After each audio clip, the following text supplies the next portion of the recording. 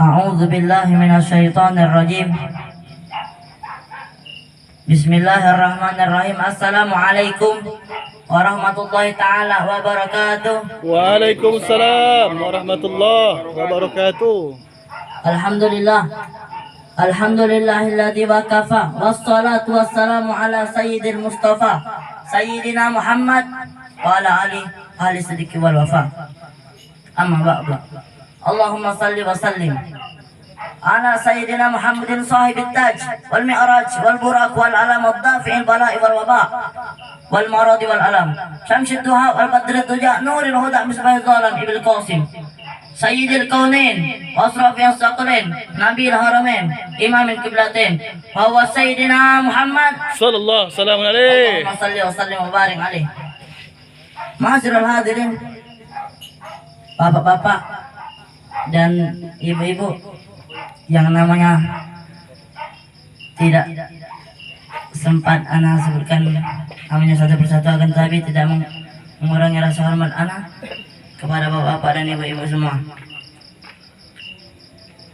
Alhamdulillah, segala puja beserta puji syukur kita atas hadirannya Allah Subhanahu wa taala, Tuhan semesta alam, yang mana Allah Subhanahu wa taala telah menurunkan rahmat dan nikmatnya sehingga kita bisa berkumpul di tempat yang insya Allah dimuliakan Allah Subhanahu wa taala. Amin. Ada satu cerita. Ketika baginda Rasul sallallahu alaihi wasallam dimi'rajkan oleh Allah Subhanahu wa taala untuk bertatap muka tanpa hijab kepada Allah Subhanahu wa taala. Dan Rasul sallallahu alaihi wasallam banyak menemui peristiwa yang sungguh sangat aneh. Salah satunya, Rasul sallallahu alaihi wasallam menemui sesosok malaikat, yang mana malaikat ini ditugaskan oleh Allah Subhanahu wa taala, dan malaikat ini memiliki 1000 tangan, dan di antara tangan-tangannya malaikat ini tersebut memiliki 1000 jari jemari yang sangat lincah. Allah. Dan Rasulullah SAW bertanya kepada malaikat ini, "Ya malaikat Allah, tugas apakah yang Allah Subhanahu wa taala tugaskan untukmu?" Lalu malaikat ini pun berkata kepada baginda Rasul sallallahu alaihi wasallam, "Tugasku ini untuk menghitung air hujan dari zamannya Nabi Adam hingga ke zaman sekarang." Berarti jikalau terdapat hujan, malaikat tersebut masih sempat menghitungnya. Akan tetapi malaikat ini berkata kepada baginda Rasul, "Ada satu hal yang tidak bisa aku hitung, wahai Rasul." Rasul sallallahu alaihi wasallam pun bertanya, "Apakah wahai malaikat?" Yaitu rahmat dan nikmatnya Allah Subhanahu wa taala yang setiap hari Allah Subhanahu wa taala turunkan kepada kita. Karena nikmat dan rahmatnya lah kita bisa bergerak dan kita bisa berkumpul di tempat ini. Salawat dan salam kita curahkan kepada pembimbing kita,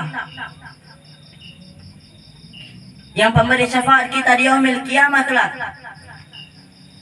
wa huwa lu'lu'ul mutalali alladzi talala'a wa yatalalu wa kana talala'at syabah faqsaru wa huwa lu'lu'ul mutalali wa huwa sayyidina Muhammad Sallallahu alaihi wasallam. Ma'asyiral hadirin, bapak dan ibu-ibu yang saya hormati,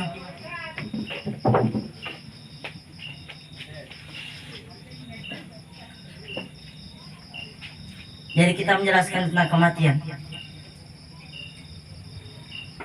yang mana kematian ini Allah Subhanahu wa taala menugaskan kepada malaikat Israel untuk menyabut nyawa kita, untuk menyabut nyawa-nyawa manusia yang berada di muka bumi ini. Malaikat tersebut tidak memandang badannya yang kurus ataupun gemuk, yang mana malaikat ini tidak menguruskan badan yang sispek ataupun badan yang kurus, yang mana malaikat ini tidak mengurus orang yang tua ataupun muda ataupun yang masih kecil. Akan tetapi jika telah datang ajalnya, maka malaikat ini langsung cabut nyawanya. Sebagaimana Allah Subhanahu wa taala berfirman di dalam surat Al-Imran ayat 185 yang berbunyi kullu nafsin dha'iqatul maut. Setiap yang bernyawa pasti akan merasakan yang namanya kematian. Walaupun kita berada di gunung yang tinggi, gunung yang sangat kokoh, gunung yang dimana gunung tersebut sangat lebar, akan tetapi kita berada di bawah tanah, kita berada sumputan di mana saja, tetap malaikat tersebut tetap menemui kita. Nanti kalau di muka bumi ini di muka bumi ini nanti kita semua sudah dicabut nyawanya oleh malaikat Israel. Maka siapakah yang mencabut nyawanya malaikat Israel? Yaitu Allah Subhanahu wa taala sendiri. Karena Allah mencabut nyawanya malaikat Israel dengan sakitnya cabutan yang melebihi dari cabutan malaikat itu sendiri. Masyaallah hadirin rahimakumullah.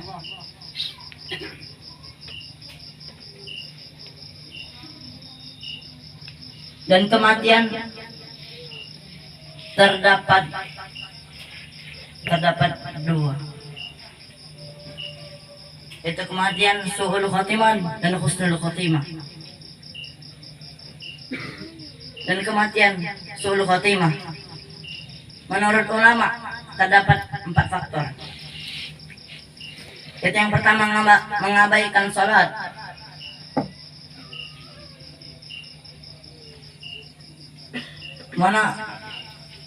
yang mana Nabi Muhammad SAW pernah berkata,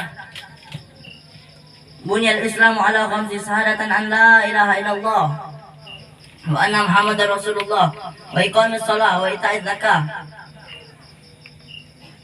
wal haji wa shaum Ramadan. Islam dibangun atas 5 tiang. Syahadatan an la ilaha illallah, syahadat kepada Allah Subhanahu wa taala dan Rasulnya, menegakkan salat, membayar zakat dan haji, dan berpuasa Ramadan. Oleh karena itu, salat merupakan tiang agama. Rasul sallallahu alaihi wasallam bersabda, pokok urusan agama itu adalah Islam, yakni syahadatain. Tiangnya salat dan puncaknya, ketinggiannya adalah jihad. Hadis riwayat Tirmidzi nomor 2616.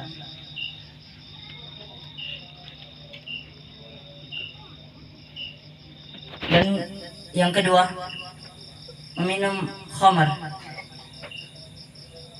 Yang mana meminum khamar ini diharamkan oleh Allah Subhanahu wa taala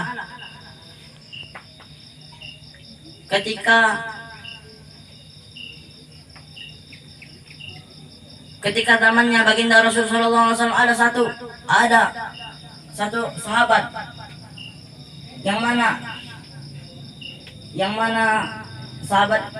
Rasulullah SAW pada saat itu belum diturunkan wahyu tentang namanya khamar. Dan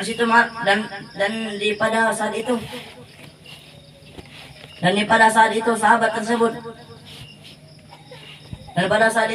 tersebut pun meminum khamar dan bertanya kepada baginda Rasulullah SAW, wahai Rasulullah, apakah kita meminum khamar ini haram? Menangis Rasulullah SAW karena ini umatnya baginda Rasulullah SAW yang telah meminum khamar. Padahal Rasulullah SAW tidak tahu di manakah dalil tentang khamar. Lalu dari saat itulah Rasulullah SAW berdoa kepada Allah Subhanahu wa taala, dan pada saat itulah Rasulullah SAW pun diturunkan dalil tentang khamar,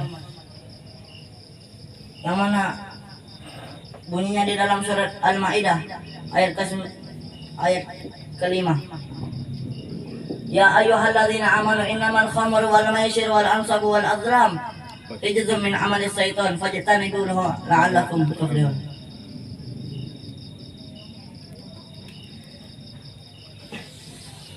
Wahai orang-orang yang beriman, sesungguhnya meminum khamar, berjudi, berkorban untuk berhala, mengundi nasib dengan anak panah adalah perbuatan keji termasuk perbuatan setan. Maka jauhilah perbuatan-perbuatan tersebut agar kamu mendapat keberuntungan dari menjauhi sifat-sifat tersebut.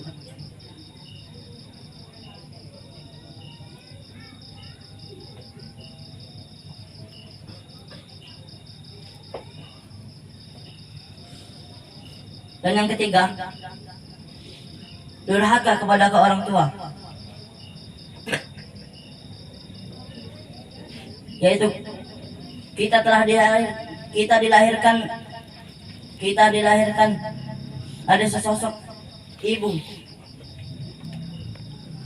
yang berjuang rela demi melahirkan kita di dunia ini.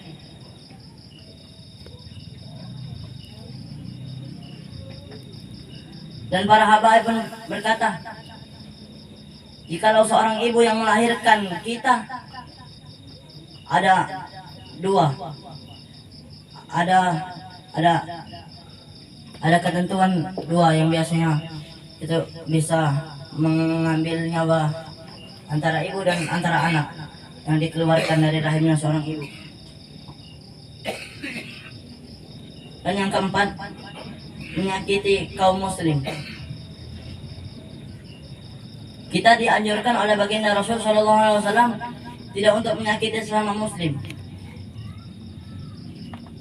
Kita dianjurkan oleh baginda Rasul Shallallahu Alaihi Wasallam untuk tidak saling mencaci dan memaki kepada sesama muslim yang rendah.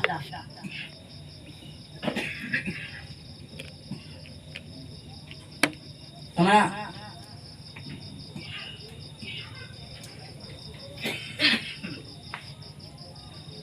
Kemana sabdanya baginda Rasulullah SAW?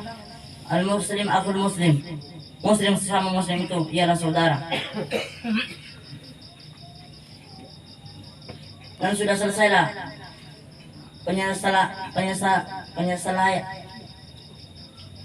penyebab su'ul khotimah menurut sebagian ulama. Yang terdapat 4. Yang pertama, mengabaikan sholat, dan yang kedua meminum khamar, yang ketiga durhaka kepada kedua orang tua, dan yang keempat menyakiti kaum muslim. Dan kita kembali dengan kematian yang husnul khotimah. Yang mana kematian husnul khotimah ini? Kematian husnul khotimah ini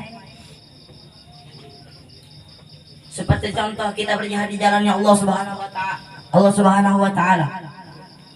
Sebagaimana pada zamannya baginda Rasul Shallallahu Alaihi Wasallam, itu orang yang berjihad untuk menegakkan agamanya Allah Subhanahu wa Ta'ala, untuk menegakkan agamanya Islam. Sampai-sampai relanya baginda Rasul Shallallahu Alaihi Wasallam untuk menegakkan agamanya Allah, agamanya Islam.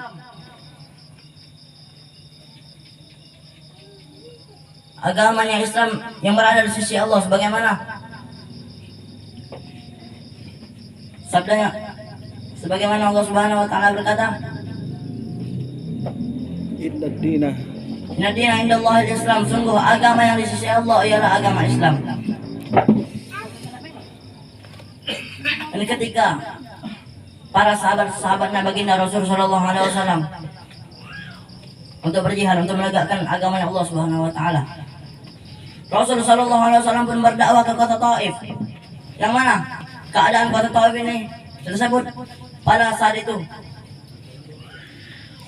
hampir seluruh kawasan tersebut kafir Quraisy yang membenci, yang menghina agama Islam, yang membenci baginda Rasul Shallallahu Alaihi Wasallam. Akan tapi dengan beraninya Rasul Shallallahu Alaihi Wasallam pun datang ke tempat tersebut, dan Rasul pun berdakwah ke sebeberapa di kota Taif tersebut yang Islam, untuk mengkokohkan dan membentengi agama Islam dengan perkataannya baginda Rasul Shallallahu Alaihi Wasallam yang mulia.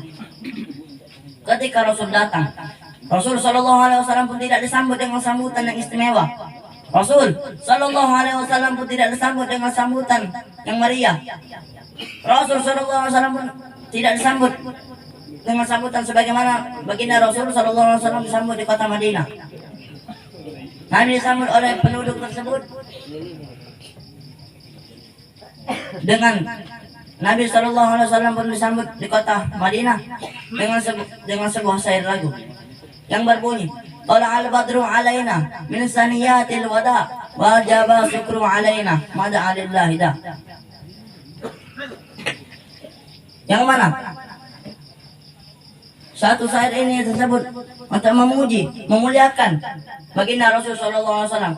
Akan tetapi tidak, Rasul Shallallahu Alaihi Wasallam berdakwah ke kota Taif. Nabi tidak disambut dengan sambutan yang meriah seperti di kota Madinah. Nabi Shallallahu Alaihi Wasallam tidak disambut dengan sambutan makan makanan ataupun minum minuman. Akan tetapi Rasul Shallallahu Alaihi Wasallam pun disambut dengan lemparan kotoran untanya daripada unta-untanya orang kafir Quraisy. Dan Rasul Shallallahu Alaihi Wasallam pun dilempari oleh batu-batuan, yang mana batu-batuan tersebut melempari baginda Rasul Shallallahu Alaihi Wasallam sampai hampir seluruh bajunya baginda Rasul berwarna kemerah-merahan. Dan Rasul Shallallahu Alaihi Wasallam pun duduk dan Rasul Shallallahu Alaihi Wasallam pun menyender di sebuah pohon kurma. Lalu datanglah sesosok malaikat, yang mana malaikat jenderalnya para malaikat, itu malaikat Jibril alaihissalam. Lalu bertanya kepada baginda Rasul, wahai Rasulullah, bolehkah aku meminta izin kepadamu untuk menghempitkan kota Taif tersebut? Jangan. Rasulullah SAW berkata, jangan wahai malaikat. Mungkin saja pada saat ini mereka tidak mengetahui siapa aku. Akan tetapi anak dan cucu keturunan mereka akan mengenali aku. Perkataan baginda Rasulullah SAW pun terwujud dengan sangat cepatnya. Kita lihat di kota Taif sekarang, sudah banyak aulia-aulianya Allah, ulama-ulama, dan para habaib-habaib dan asatis yang berada di kota Taif. Karena perkataan baginda Rasulullah SAW itu pun mustajab, langsung dikabulkan oleh Allah Subhanahu wa taala. Dan Rasulullah SAW pun demi tegaknya agamanya Allah, Rasul pun rela berdakwah, rela Rasulullah SAW pun berperang ketika yang dimaksud dengan kematian husnul khotimah tersebut. Contohnya saja seperti peperangan untuk menegakkan agamanya Allah Subhanahu wa taala, untuk niat yang sangat benar, untuk niat yang sangat lurus, untuk menegakkan agamanya Allah Subhanahu wa taala, untuk menegakkan agama di sisinya Allah Subhanahu wa taala. Akan tetapi bukan untuk berniat untuk menyombongkan diri, untuk menegakkan dada di depan-depan orang kafir Quraisy. Tidak seperti itu. Jikalau kita yang berjihad untuk menegakkan agamanya Allah Subhanahu wa taala, maka kita niatkan untuk menegakkan agamanya Allah Subhanahu wa taala, bukan untuk menegakkan dada atau sombong-sombong di hadapan musuh-musuh kita. Jikalau kita berjihad jalan Allah, kita mati pada saat itu, Rasulullah Sallallahu Alaihi Wasallam pun pernah mengajarkan para sahabat, yang mana jikalau ada salah satu sahabat yang meninggal, yang niatnya lurus untuk menegakkan agamanya Allah,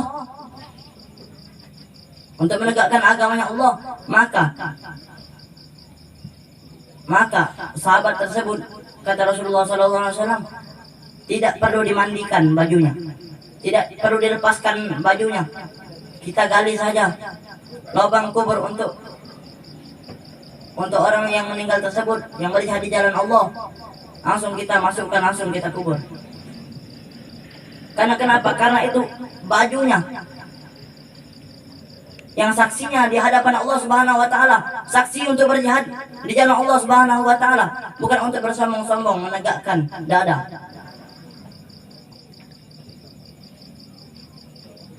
Dan itulah ajaran baginda Rasul sallallahu alaihi wasallam kepada sahabat-sahabat dahulu. Jikalau sahabat-sahabatnya Rasulullah sallallahu alaihi wasallam pun wafat, dan Rasul sallallahu alaihi wasallam pun Rasul sallallahu alaihi wasallam pun iri kepada sahabat-sahabat yang lain. Rasul sallallahu alaihi wasallam pun pengen juga berada di dalam hatinya Rasul sallallahu alaihi wasallam pun mati dalam keadaan syahid. Akan tetapi tidak. Rasul sallallahu alaihi wasallam pun meninggal dalam keadaan sakit keras. Yang mana Rasul sallallahu alaihi wasallam pada saat itu bukan Rasul tidak mencari anak dan cucu-cucunya. Akan tetapi Rasul sallallahu alaihi wasallam tidak mencari ibu-ibunya ataupun istri-istrinya. Akan tetapi Rasul sallallahu alaihi wasallam berkata, ummati ummati ummati wa kaifa ummati ba'dal maut. Umatku umatku umatku, kata baginda Rasul sallallahu alaihi wasallam, bagaimana keadaan umatku jikalau aku wafat. Begitu cintanya baginda Rasul sallallahu alaihi wasallam kepada kita, yang mana sampai sekarang ini kita dijadikan oleh Allah Subhanahu wa taala umatnya baginda Rasul sallallahu alaihi wasallam. Allahumma shalli wa sallim wa barik alaihi. Dan banyak yang keadaan mati syahid di jalannya Allah Subhanahu wa taala. Semoga saja dengan kembalinya almarhum Muhammad Farid bin Ahlan,